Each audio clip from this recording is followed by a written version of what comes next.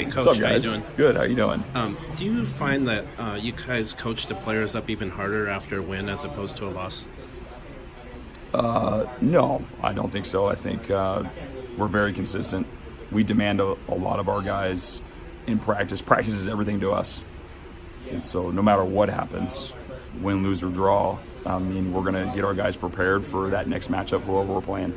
And then after looking at the film from the UCLA game, is there any aspect that stood out to you like, wow, we did that a lot better than I thought when the game was going on?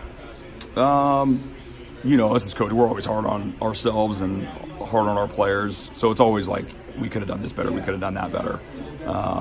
Really proud how we went down into an environment that, we have not won a lot of football games down there. And was proud of the way the guys fought. We knew they had athletes. They have a lot of guys that we recruited that we didn't get, and they decided to stay there.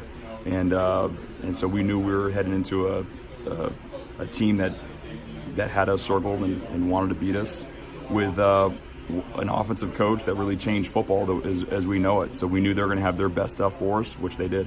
Coach, guys like us fret about pass rush, and you probably do too, or lack of sacks. Were you still impacting the quarterback? Have you been all season long? Or teams running a lot too, and you're not getting as many sacks?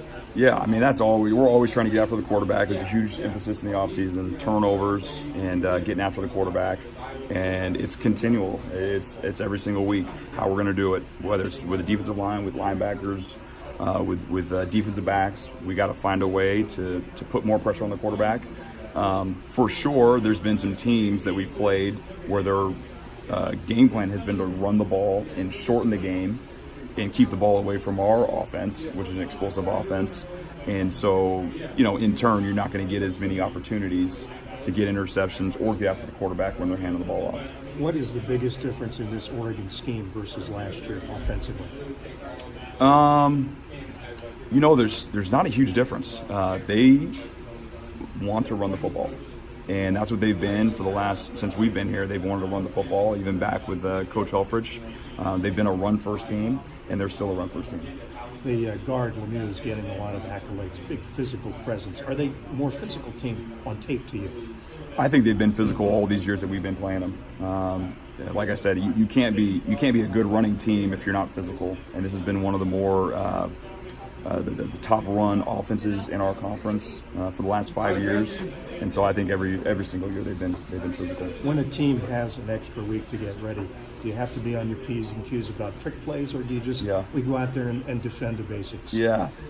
No, I mean, every single week we always got to be ready for everything. But for sure, I think the biggest advantage is they're probably getting guys back from injury. They've got some rest. Then on the flip side, we're loving it because we just got done playing a hard game down in an environment that we haven't won a lot of football games, and came out the other end with a win, and so we can kind of keep rolling and play the next opponent.